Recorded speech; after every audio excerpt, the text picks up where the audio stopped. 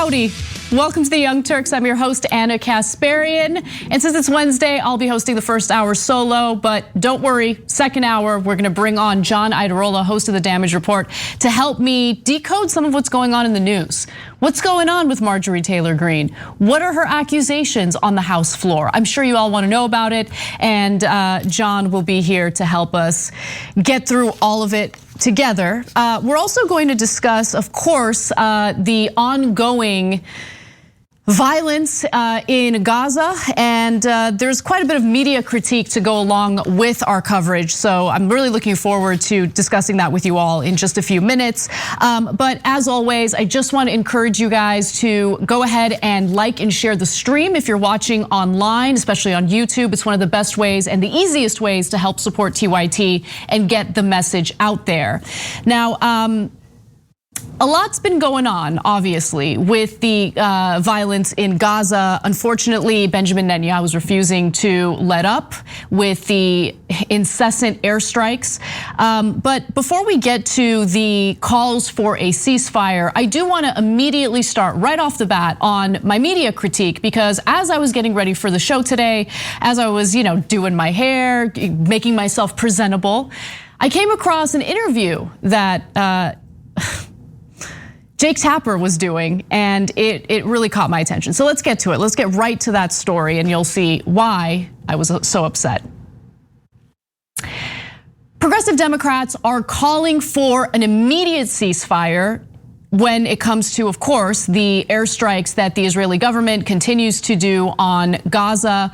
The number of civilian deaths has shot up, and even though Biden has increased his calls for a ceasefire, he's really doing it privately. He's not really being aggressive about it, and there are consequences to that. Now, when we began covering the current violence, we made sure to let you guys know how that violence began. Why is it that this conflict, which was largely dormant, all of a sudden became as violent as it is, as violent as we're seeing today? Well, I will remind you all of what started it, but before I do, I'm gonna show you an example of how a journalist, or a so-called journalist, a television cable news anchor, frames the question inaccurately. I bring you Jake Tapper and his question to Progressive Democrat Pramila Jayapal. You are calling for an immediate ceasefire between Israel and Hamas. Let me ask you a question, because you've been critical of Israel. What do you think the appropriate response for the Israeli government and military should be, given that this particular military conflict began 10 days ago with Hamas firing rockets indiscriminately at Israeli civilians? No. This conflict did not start 10 days ago with Hamas indiscriminately firing rockets. That is not true. It is not true. You should watch the full interview to get a sense of what Pramila Jayapal had to say, but for the purposes of this story, I want to focus on Jake Tapper's inaccurate propaganda framing of that question, because it did not start 10 days ago. It didn't. And honestly, you don't even have to do much research to figure out why it is that the violence has gotten to the point that it has. Why there is so much aggression by the Israeli government toward Palestinians in the Gaza Strip. If you guys need me to remind you all, in fact, if Jake Tapper, a cable news anchor with unlimited resources, needs me, who works for an independent news show, to inform him about how this recent conflict started, I'll go ahead and do it. In fact, let me go ahead and rely on a mainstream media outlet to help me, to bolster the argument that I'm trying to make here. Let's hear what CBS News had to say about how this more recent conflict started. This all began almost a month ago, when especially young Palestinians were angered by Israeli limits on Ramadan gatherings. But now, since the beginning of Ramadan, they have escalated to the point of absolute provocation for Palestinians everywhere. Adding fuel to the fire is the planned eviction of several Palestinian families from homes in East Jerusalem that the Israeli courts have ruled belong to Jews.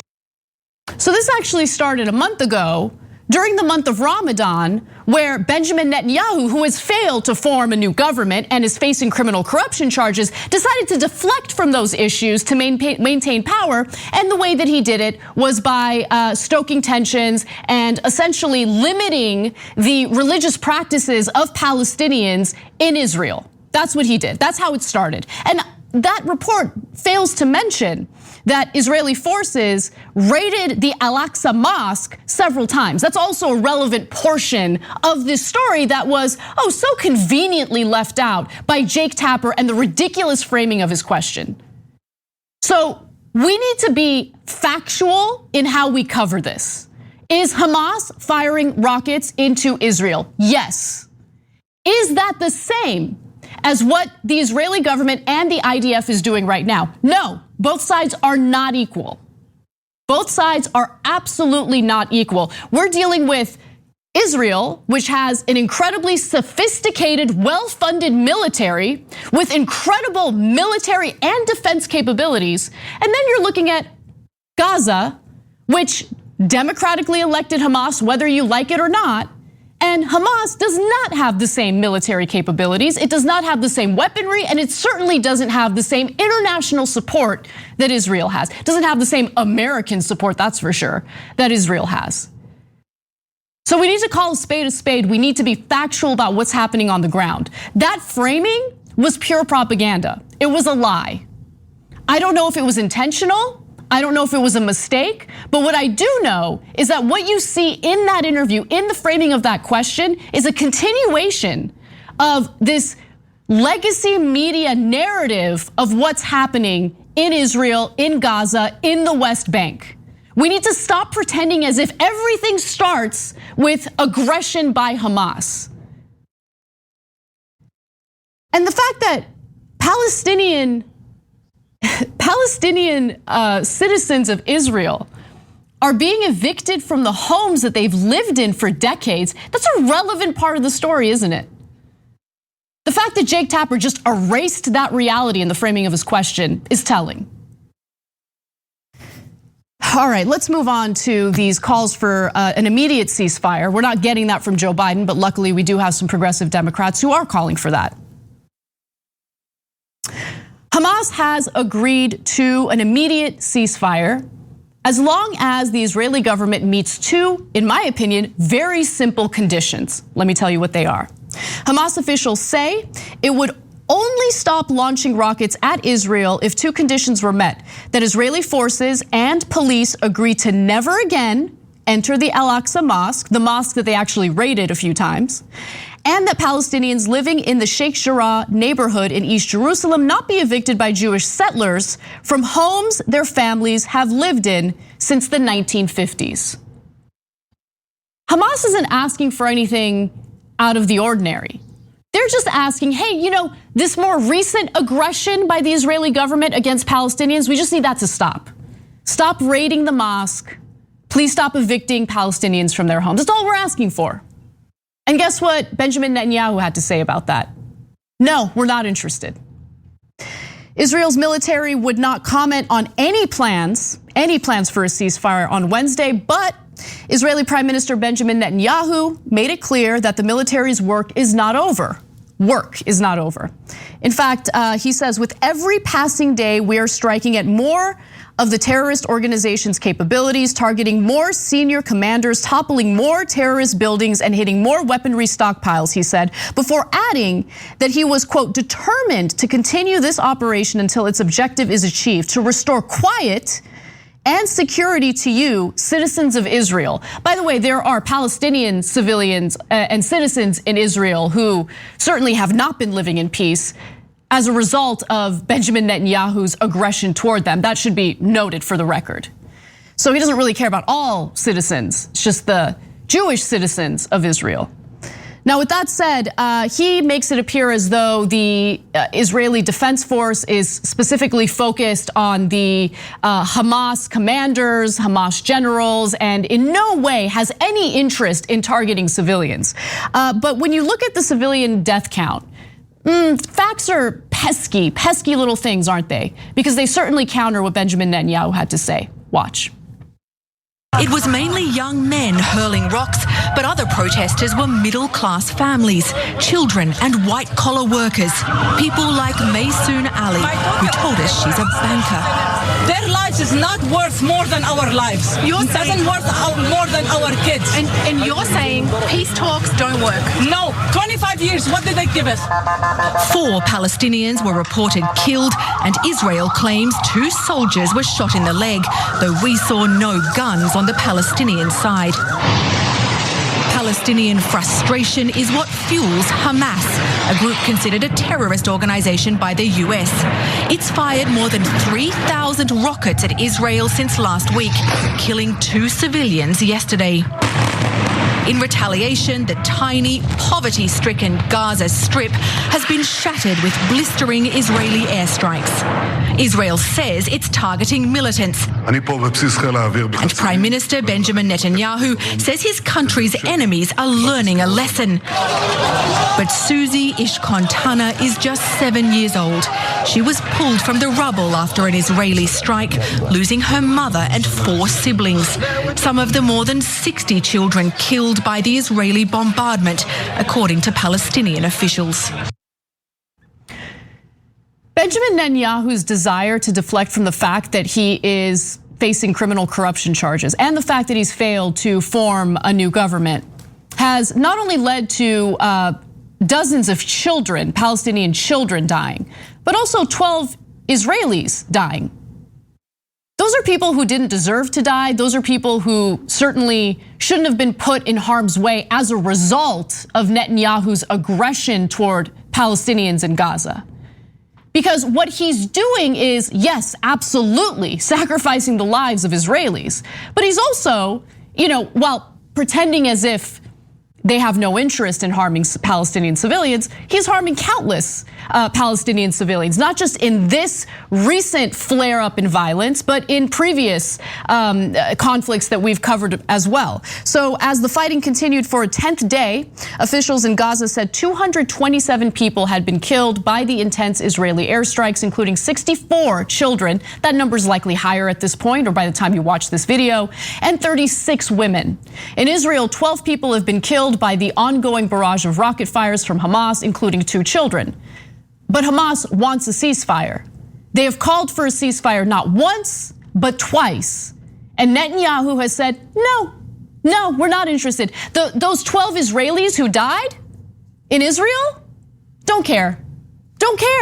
Because all of this violence is deflecting from the fact that I'm a failure and nothing more than a pathetic right-wing authoritarian who can't even form a government.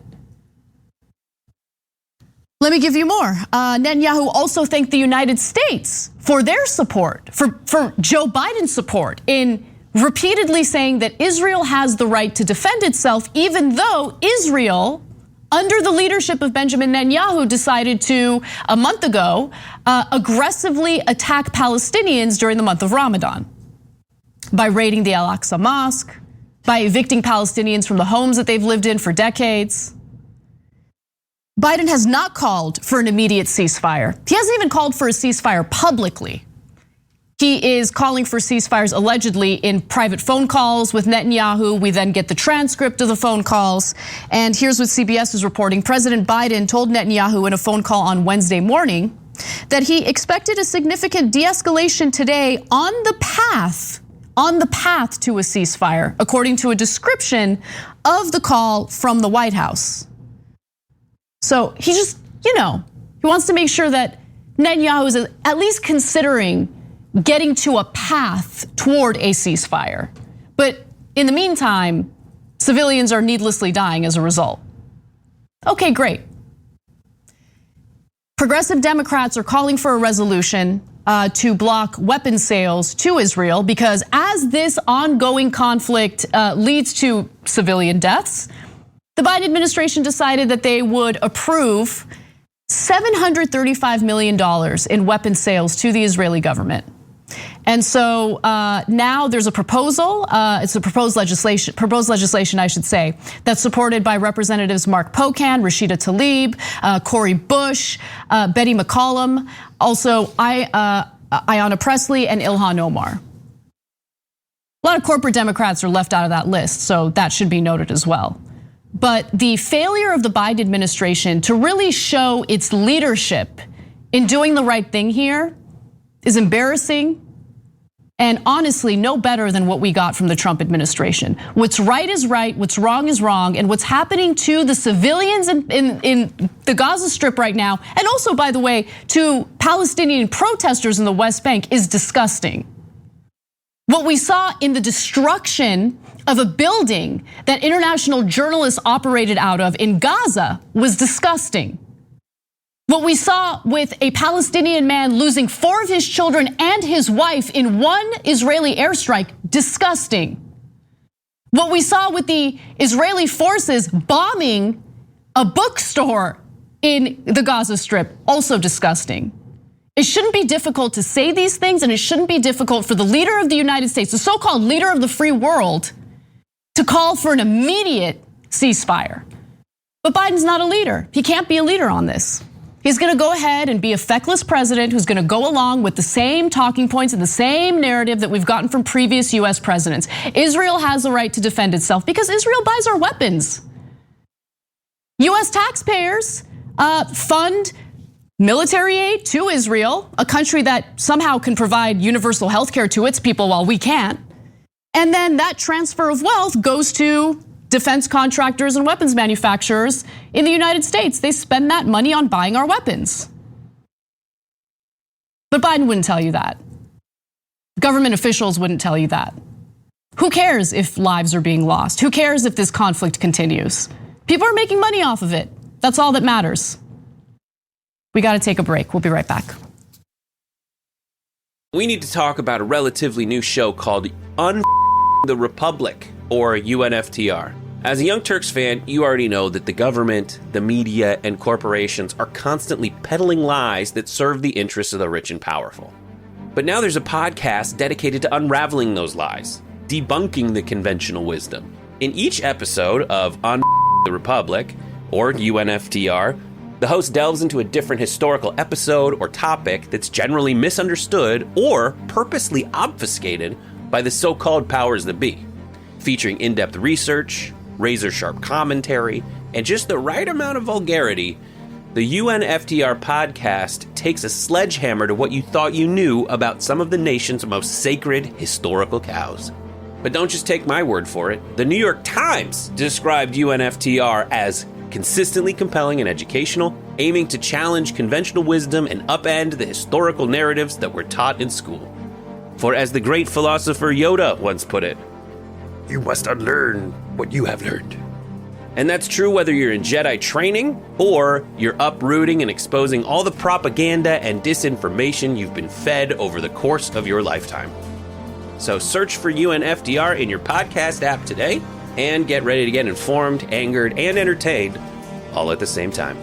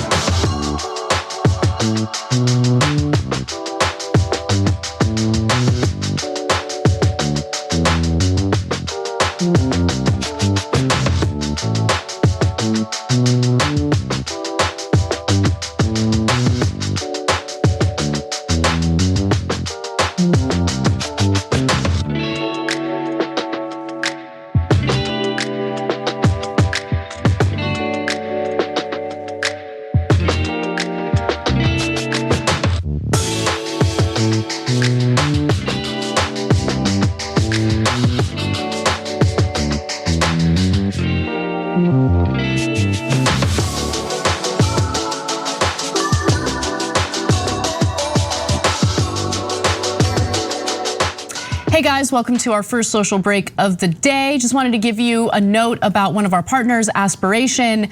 We're doing all these giveaways, man. Like Aspiration is such a great partner because it's not just that you get to do your financial stuff with this wonderful financial institution. We have all these fun giveaways and sweepstakes and things like that to go along with it. In fact, in partnership with Aspiration, TYT is giving away $500 gift cards to 10 Aspiration account holders that they can redeem at a select member of the Conscious Coalition. Conscious Coalition is a group of companies that are committed to clean energy and sustainability. This includes Warby Parker, Reformation, my personal favorite, I'm wearing a Reformation dress right now as we speak, and Imperfect Foods. So definitely check them out. You can learn more by going to tyt.com/win.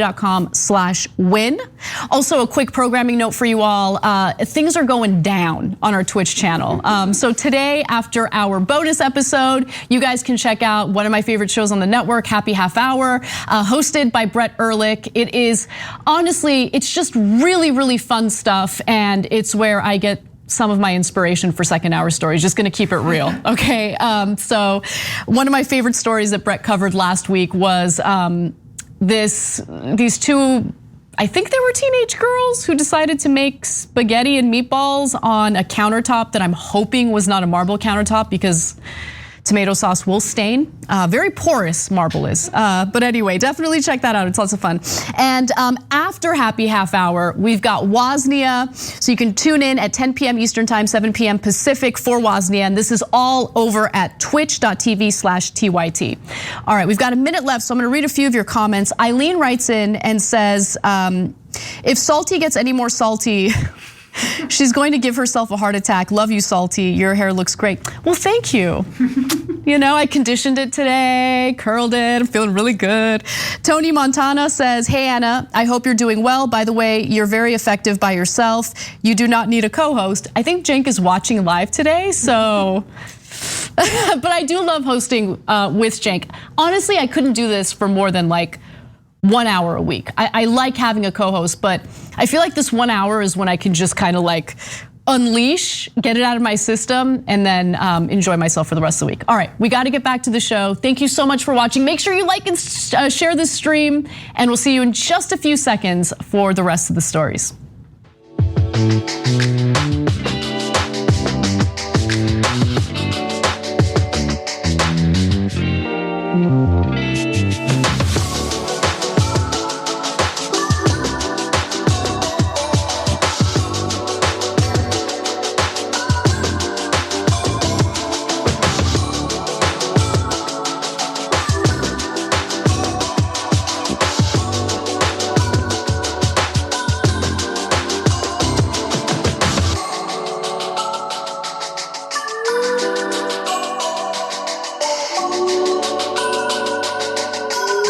You guys excited for John Iadarola in the second hour? Because I am. I'm super excited. In fact, you guys don't see him, but John is in the room. He's on the desk next to me, or is it on the desk, near the desk, sitting at the desk?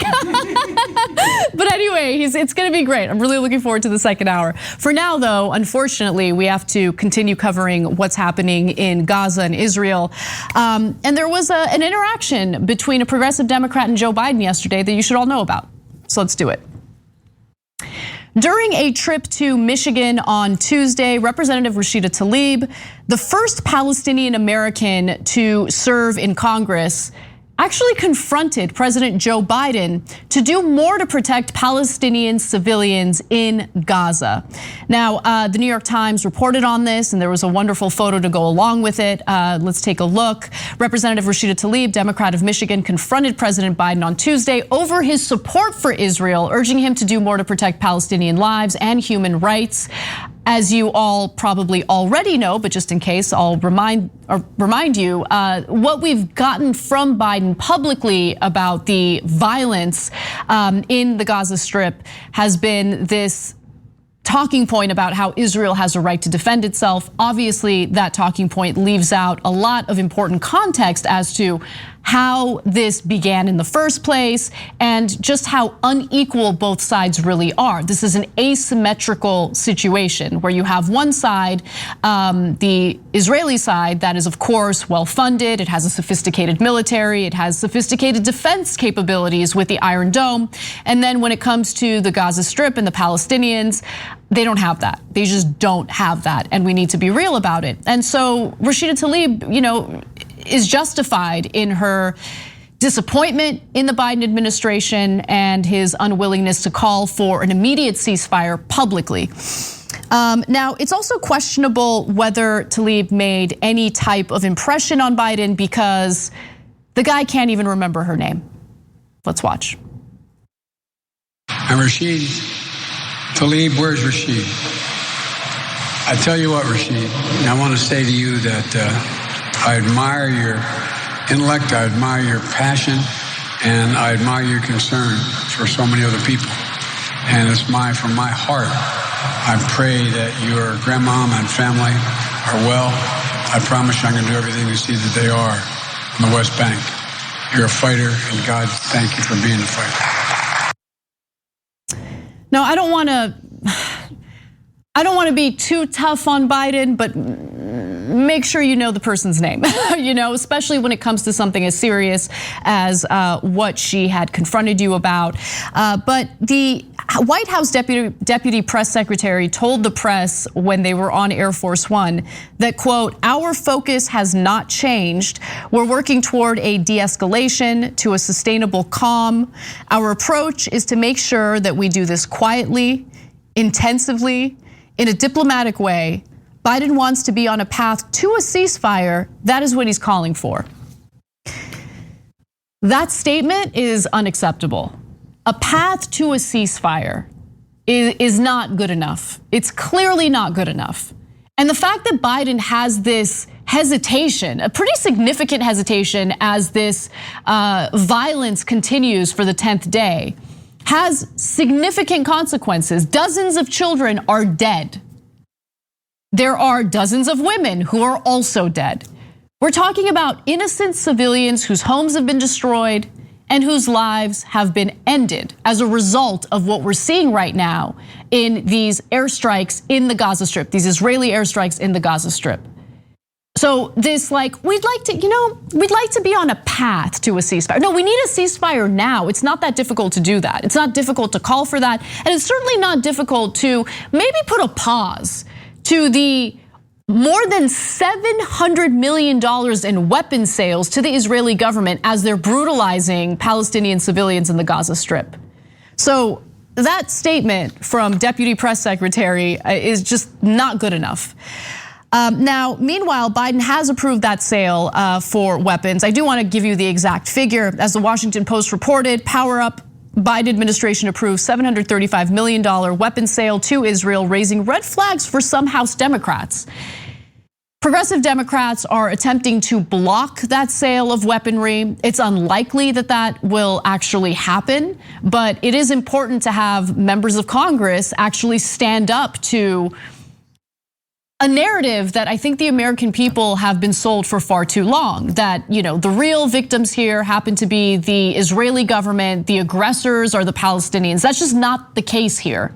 And I think that hearts and minds are changing as we see the civilian death count in the Gaza Strip, and as we see all this footage of people's homes being destroyed, of a building, for instance, that international media was operating out of, get bombed over the weekend.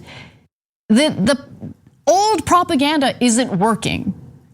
And so the question is the Biden administration that's now being confronted by progressive Democrats in Congress gonna change its mind and maybe not want to be on the path, maybe not on the path of a ceasefire, but actually call for an immediate ceasefire? We'll see.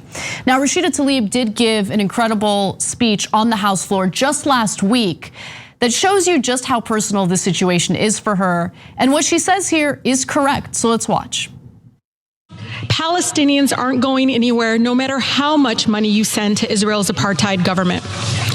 If we are to make good on our promises to support equal human rights for all, it is our duty to end the apartheid system that for decades has subjected Palestinians to inhumane treatment and racism. Reducing Palestinians to live in utter fear and terror of losing a child, being indefinitely detained or killed because of who they are, and the unequal rights and protections they have under Israeli law. It must end. One of Israel's most prominent human rights organizations, B'Tselem, has declared Israel an apartheid state. Human Rights Watch recently recognized it too. This is what Palestinians living under Israel's oppression have been telling us for decades. There has been absolutely no recognition of Palestinian humanity. If our own State Department can't even bring itself to acknowledge the killing of Palestinian children is wrong, well, I will say it for the millions of Americans who stand with me against the killing of innocent children, no matter their ethnicity or faith. I weep for all the lives lost under the unbearable status quo, every single one, no matter their faith, their background. And while the death count is, or the toll is much higher among the Palestinian civilians, I have no doubt that there are Israeli civilians in Tel Aviv who are fearful for their lives as well. The issue is that this violence doesn't need to occur in the first place. The aggression started with Netanyahu, who decided to raid the Al-Aqsa Mosque, who decided to attempt to evict Palestinians from the homes that they've lived in for decades in Sheikh Jarrah. So for anyone who has any concern for human life on both sides, a call for an immediate ceasefire is incredibly important and mandatory. And we're just not getting that from Joe Biden. I also want to commend The Daily, which is the podcast for the New York Times, because just this morning they released an episode where they spoke to a 22-year-old Palestinian woman. And I want to share a portion of that podcast with you because these are the types of stories that previously I feel Americans didn't hear from. But these are stories that are important because it gives you a sense of what this terror is really like. Let's watch. When was the last time you experienced that, you heard or felt a bombing? Well, it's just a couple of hours ago. Like the entire house shook. You have everyone in the house running to the center of the house, to the living room, making sure we're all there and we're all dead silent and anticipating something more. You know, usually when there's one bombing, another comes after it. So like we have to live through this constant fear all day. Can you explain that? Why do you all run to the living room? Why do you all huddle together? Well, in our house, the living room is kind of the safest area to stay in. And if the house is bombed, we're all in one place. You know, people in Gaza have this thing they always say, like, if we die, we want to die together. I don't know if you've read the viral tweet for one of my friends, actually. Her name is Imam Bashir. What she said was that today I put my children to sleep in my bedroom so that if we die, we all die together and no one lives to mourn the death of another one. Like every Palestinian family in Gaza does this.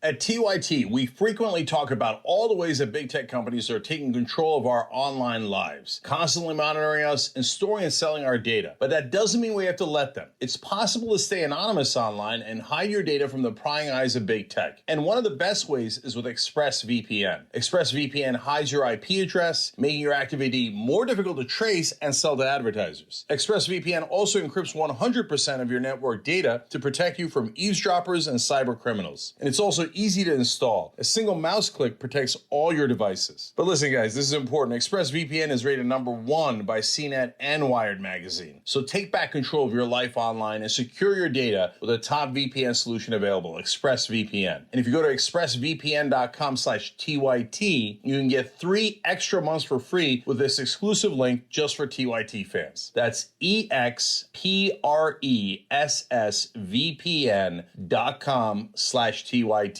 Check it out today. Imagine living under those conditions and then being told by the United States government that Israel has the right to defend itself.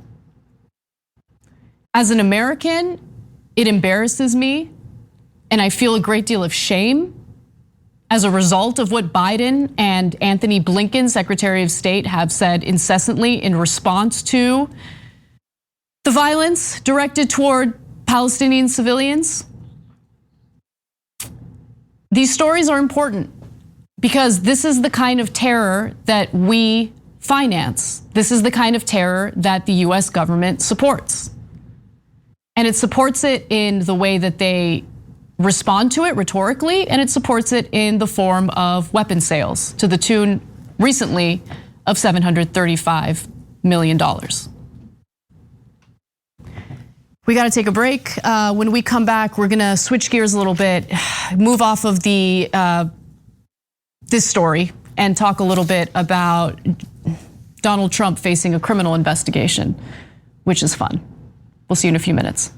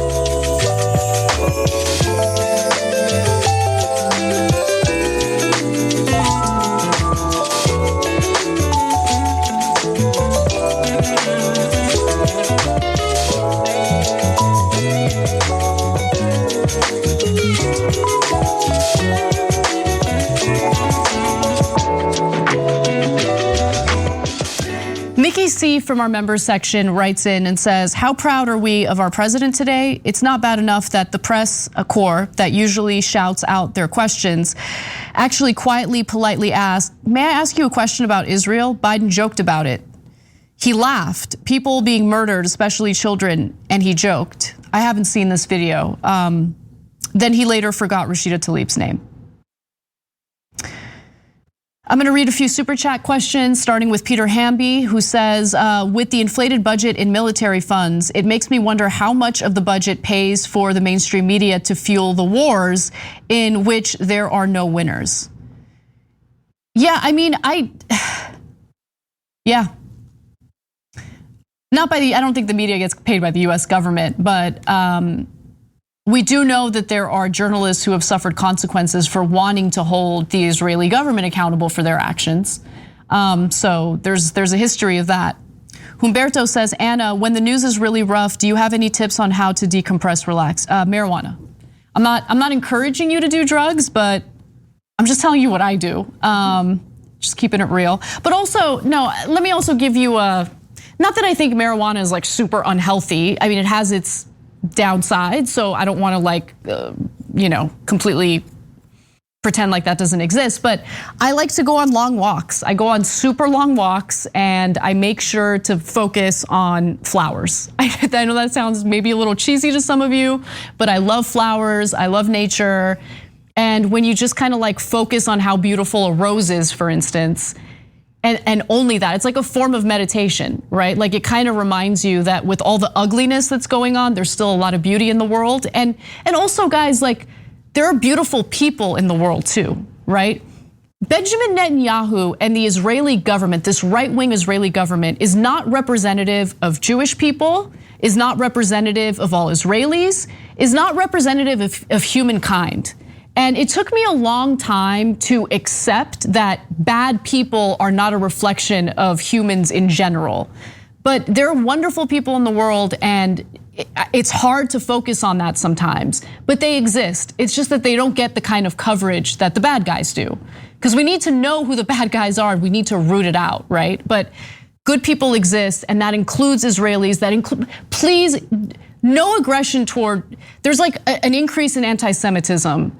I mean, that's really started under the Trump administration, but it's exploded lately as a result of what we're seeing with Benjamin Netanyahu's right-wing government. Don't fall into that trap, and don't turn into what we're speaking out against on this show. So just wanted to put that out there. All right, we got to get back to the show now.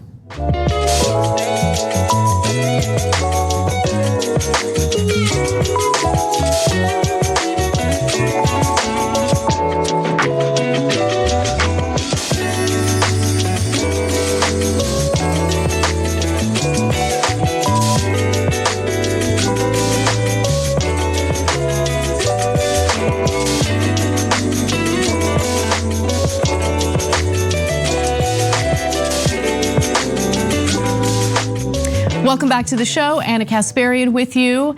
Just wanted to encourage you guys to like and share the stream again, because that is one of the best ways to help support TYT and get the message out there. We want some live viewers. We want more feedback. We want more comments. We want more super chats.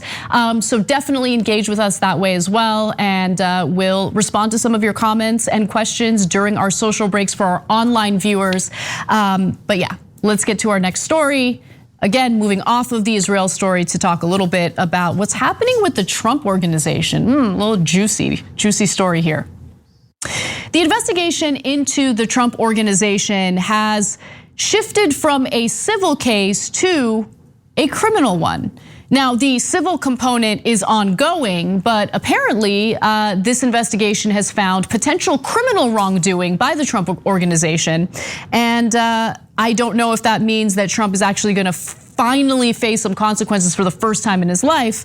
We'll see, but let me give you the details on what's happening. So the New York Attorney General, Letitia James, is joining the Manhattan District Attorney's Office in a criminal investigation of the Trump organization. In fact, a spokesperson for Letitia James says, "We have informed the Trump organization that our investigation into the organization is no longer purely civil in nature. We are now actively investigating the Trump organization in a criminal capacity along with the Manhattan DA." Now, this investigation is looking into something that I have been wondering about ever since I heard Michael Cohen's testimony, and he did testify under oath. There were allegations that Donald Trump and the Trump organization inflated assets in order to illegally obtain loans, and then deflated assets in order to illegally dodge taxes. And so it appears that this is what the investigation is really about. Now, Donald Trump denies it. He says there is nothing more corrupt than an investigation that is in desperate search of a crime. But make no mistake, that is exactly what's happening here. But I do want to remind you all of what his former personal lawyer, Michael Cohen, said under oath as Representative Ocasio-Cortez was questioning him. Let's watch. To your knowledge, did the president ever provide inflated assets to an insurance company? Yes. Who else knows that the president did this? Alan Weisselberg, Ron Lieberman, and Matthew Calamari. And where would the committee find more information on this? Do you think we need to review his financial statements and his tax returns in order to compare them? Yes, and you'd find it at the Trump org. Mr. Cohen, I want to ask you about your assertion that the president may have improperly devalued his assets to avoid paying taxes. According to an August 21st, 2016 report by the Washington Post, while the president claimed in financial disclosure forms that Trump National Golf Club in Jupiter, Florida was worth more than $50 million, he had reported otherwise to local tax authorities that the course was worth, quote, no more than $5 million. Mr. Cohen, do you know whether this specific report is accurate? It's identical to what he did at Trump National Golf Club at Briarcliff Manor. Do you know, to your knowledge, was the president interested in reducing his local real estate bills, tax bills? Yes. And how did he do that? What you do is you deflate the value of the asset, and then you put in a request to the tax department for a deduction. I've been wondering about that testimony ever since Michael Cohen gave it. Because if any of us were committing tax fraud, if any of us were committing fraud in order to obtain loans that we had no business obtaining, we would face some serious criminal charges. But people in positions of power get away with so much. And so it does feel good to know that there are people looking into this, investigating this to ensure that appropriate measures are taken and appropriate consequences are paid. Now, I don't know if Donald Trump will ever really face the consequences of this the same way an average American would. But what I do know is that he's gotten away with quite a bit, and it's about time that his scams get called out and he has to do more than just pay some sort of settlement. I mean, this guy has been a fraudster his entire life. Just before he was inaugurated, he had to pay a $22 million settlement to students he defrauded with Trump University.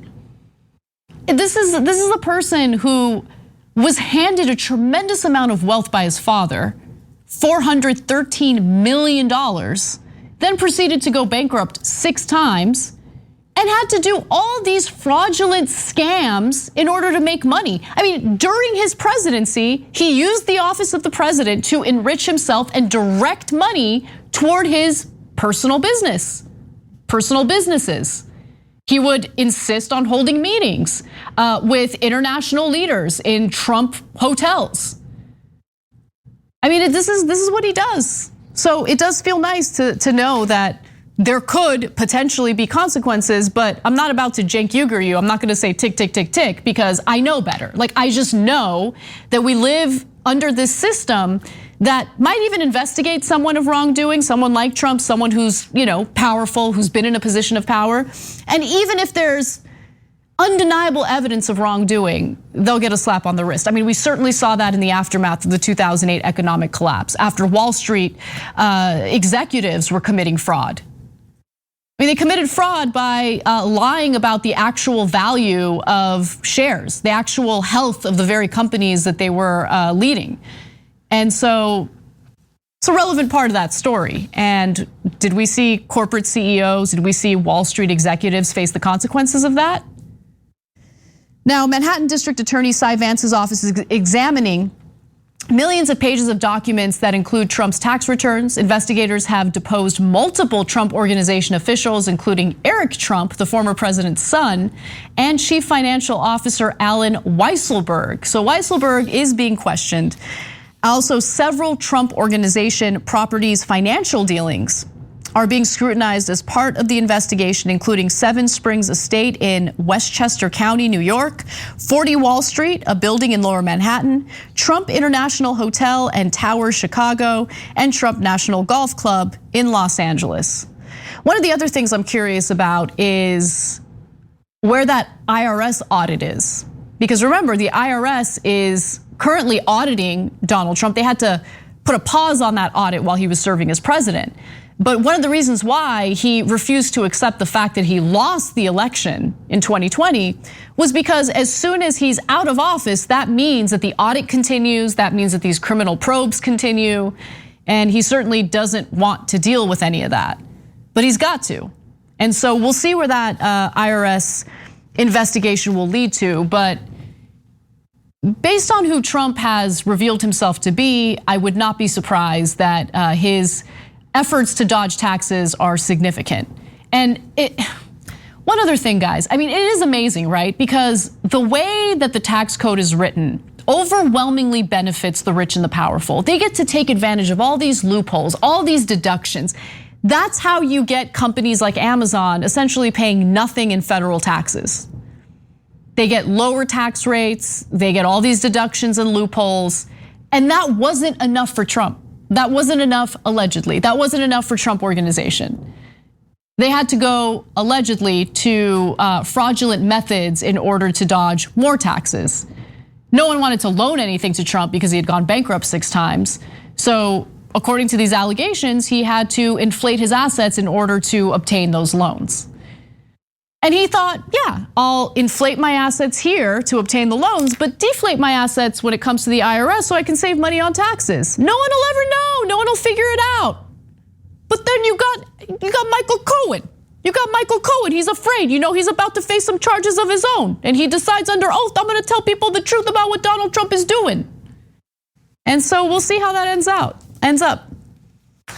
But it would be nice, right? If people who are rich, people who are powerful, were treated the same as the rest of us. If we actually lived in a country that valued law and order and didn't put people like Donald Trump above the law. And he certainly has enjoyed the privilege of a life above the law. Hopefully that trend changes, at least with Trump. All right, let's move on to my favorite story of the day, Katie Porter. She did it again. Representative Katie Porter did it again with her whiteboard on full display. She questioned the CEO of a pharmaceutical company known as AbbVie amid allegations that the company had inflated its drug prices. Now, there are two different drugs that are in question here. I'll give you the details in just a minute. But during this House Oversight and Reform Committee hearing, she grilled Richard Gonzalez, the CEO of AbbVie, on why the company has actually invested far less on research and development and far more on enriching himself than other executives at the company. Watch. Mr. Gonzalez, how much did AbbVie spend on litigation and settlements from 2013 to 2018? I don't have that number offhand. We'll be happy to give it to you. Okay, $1.6 billion, $2.45 billion on R&D, $1.6 billion in litigation and settlements. What about marketing and advertising? How much does AbbVie spend on that? Well, marketing and advertising, we spend about $4 billion a year. Yep, 4.71 billion. How about executive compensation, 2013 to 2018? 2013 to 2018, it's probably on average about $60 million a year. Try 334 on for size. Now, how much did AbbVie spend on stock buybacks and stock buybacks and dividends to enrich your shareholders from 2013 to 2018? Well, stock buybacks, if you actually look at just pure stock buybacks, it would be about $13 billion. Stock buybacks and dividends is the question, sir. Dividends, I'd have to come back with a number for that over that period of time. $50 billion.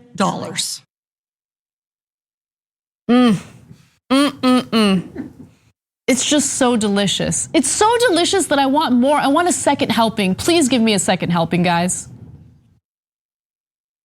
So, Mr. Gonzalez, you're spending all this money to make sure you make money rather than spending money to invest in, develop drugs, and help patients with affordable life-saving drugs. You lie to patients when you charge them twice as much for an unimproved drug, and then you lie to policymakers when you tell us that R&D justifies those price increases. The big pharma fairy tale is one of groundbreaking R&D that justifies astronomical prices. But the pharma reality is that you spend most of your company's money making money for yourself and your shareholders. And the fact that you're not honest about this with patients and with policymakers, that you're feeding us lies, that we must pay astronomical prices to get innovative treatments is false. The American people, the patients, deserve so much better. We're so used to members of Congress being completely disconnected from the very people that they represent, that moments like this stand out because this is what members of Congress should be like. They should be prepared. They should be willing to represent their constituents. I mean, this is the bare minimum. But more importantly, they should be willing to speak truth to power. And we live in this system with legalized bribery that overwhelmingly influences lawmakers to work against the best interests of their constituents. So to see Katie Porter, it's the best feeling to see lawmakers represent the people as opposed to corporations and private industry. It's fantastic.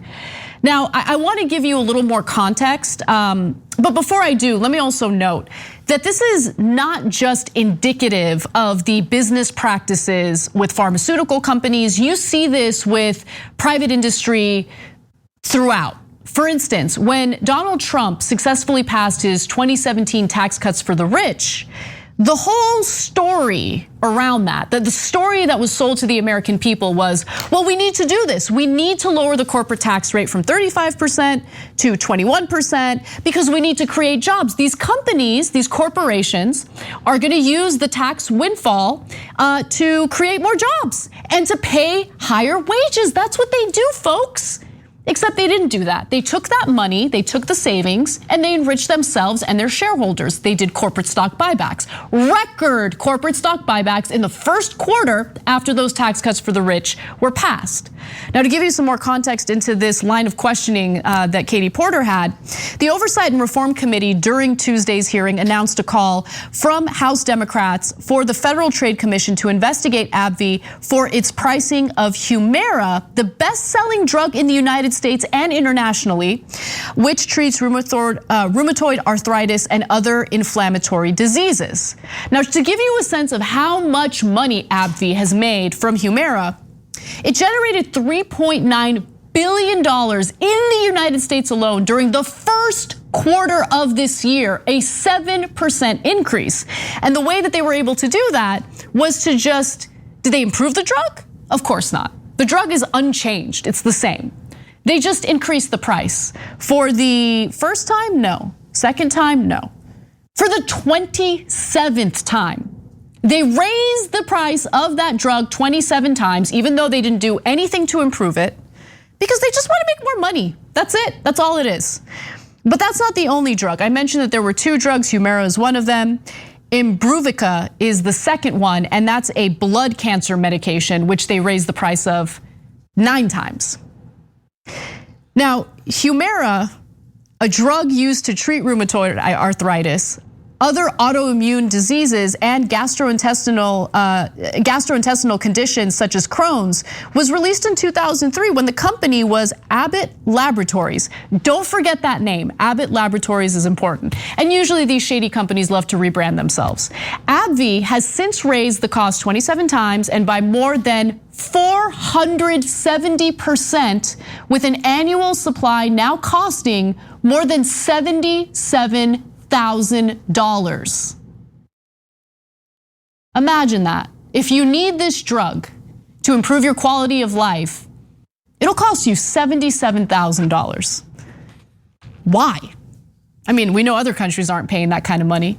Also, meanwhile, AbbVie, in conjunction with Janssen Biotech, has increased the price of Imbruvica, a drug used to treat mantle cell lymphoma and other cancers, by 82% since it launched in 2013. That year, for a patient taking 3 pills per day, the drug was priced at $99,776 annually. Today, it's priced at $181,529. For patients taking 4 pills each day, it costs $242,039. Who can afford that? I mean, it's out of control. And remember, us US taxpayers spend quite a bit of money on the research and development. For instance, remember, I wanted you to remember Abbott Laboratories because that's relevant to this story.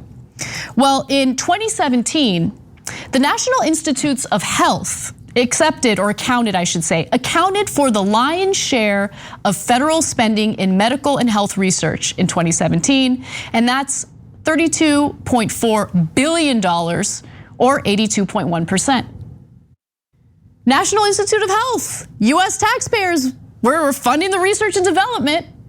If we're doing it, why would they, right? They're gonna take the money that they have and they're just are they gonna invest in research and development? Maybe a little bit.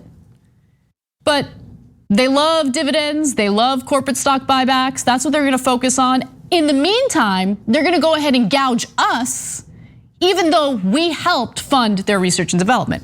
But what about Abbott Laboratories specifically, right? We know what the National Institutes of Health spend on pharmaceutical research and development overall in a given year.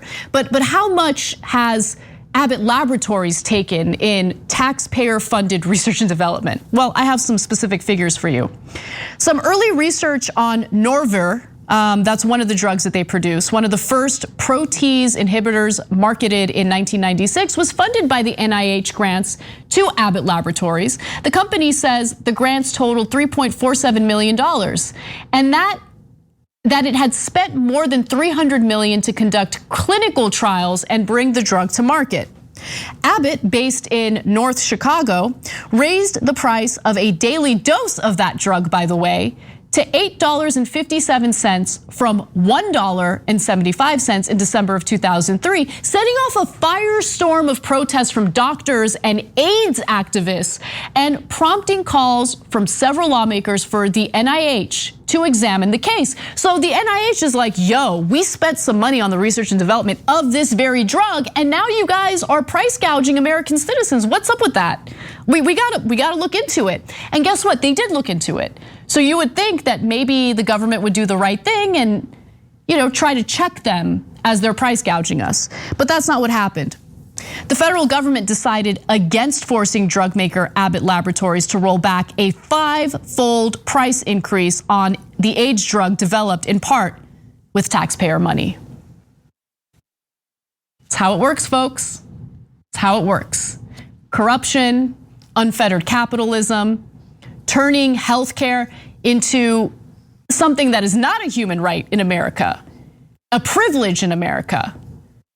A commodified privilege in America. That's what our healthcare industry really is.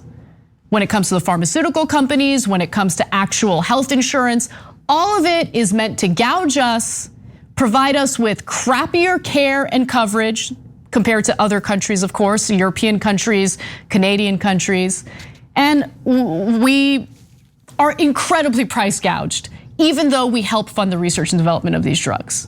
So I thank Katie Porter for that line of questioning because it opened up an opportunity to talk about that angle as well. But I would love to see members of Congress bring up the fact that we are funding the research and development of the very drugs that were later price gouged on. We got to take a break. When I come back, John Iadarola will be joining me to talk about Donald Trump still giving orders to Republicans, and they're listening. We'll be right back. Thanks for listening to the full episode of The Young Turks. Support our work, listen ad-free, access members-only bonus content, and more by subscribing to Apple Podcasts at apple.co/TYT. I'm your host, Cenk Uygur, and I'll see you soon.